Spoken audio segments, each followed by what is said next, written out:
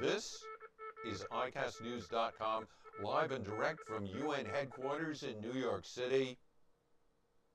And this is Bubbling Under and Bubbling Over. Bubbling under and bubbling over this week: air, land, and sea. Let's start with the sea. The South China Sea. There's a difference between interests, tactics, and strategies that is putting the United States in opposition to China in the seas off the China coast, between China and Japan, between China and the Philippines, between China and Taiwan, and between China and Vietnam.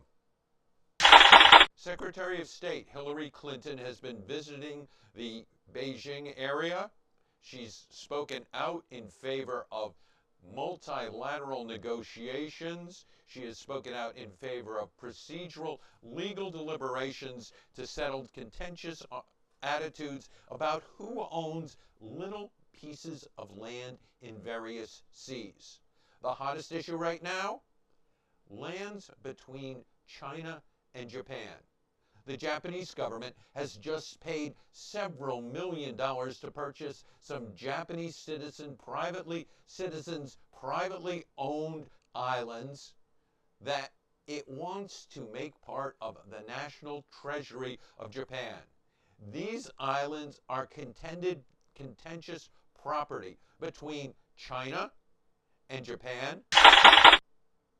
China is particularly aggrieved that in 1972, these islands, which were captured by the United States in the Second World War, were turned back over to the sovereignty of Japan. Of course, in 1972, the United States government was not about to give any islands to Mao Zedong, and it needed Japanese cooperation as it prosecuted its war in Vietnam.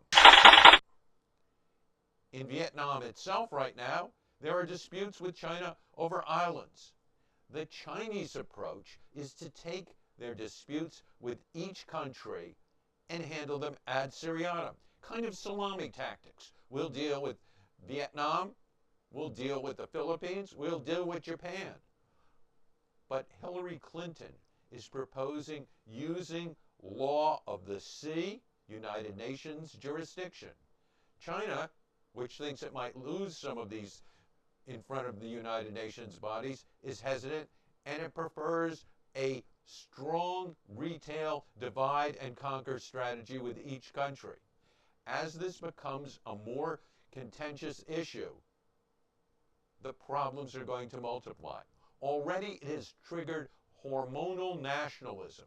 Displays in China where students have gone into cities and started smashing up and overturning symbols of Japan. What symbols? Japanese-made cars.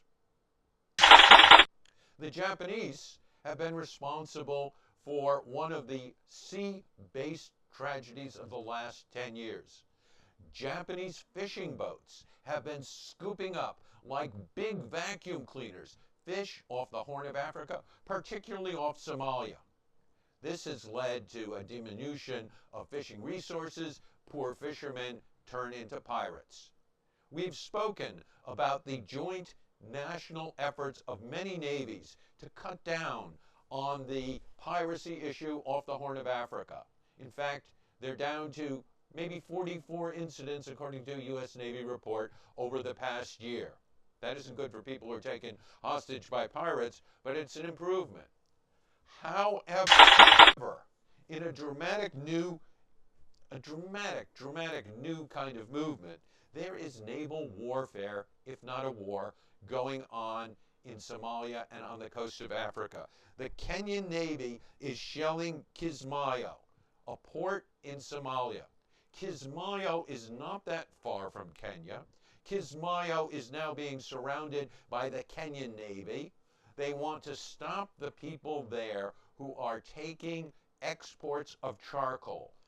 Bags, maybe 10 million bags of charcoal worth $25 million being shipped out of Kismayo against the United Nations mandate to supply funds for Al-Shabaab, a Al-Qaeda oriented, maybe a branch, maybe an affiliate, hard to know with Al-Qaeda. Al-Shabaab, certainly a radical Muslim organization that is being fought by the African Union, particularly by the ships of the Kenyan Navy. Warfare in the early 21st century has replaced piracy. Also on land, we find some encouraging things bubbling under the borders of another part of Africa, South Sudan. One of the founders of eBay has just given the United Nations High Commission on Refugees $500,000 to resettle refugees and to help them in South Sudan. As conditions worsen there, as the threat of war increases, as more refugees stream south, this $500,000 will certainly help, but it's indicative of a new kind of private-public initiative. People who've taken e-commerce, made it a new phenomenon in the more developed world, are now recycling that money. We've seen that with the Gates Foundation. Now we see it with the people on eBay. Maybe they will turn eBay into some kind of organization that can raise a portion of the money and send it to help refugees in Africa. And finally, in the air, an amazing scene this week.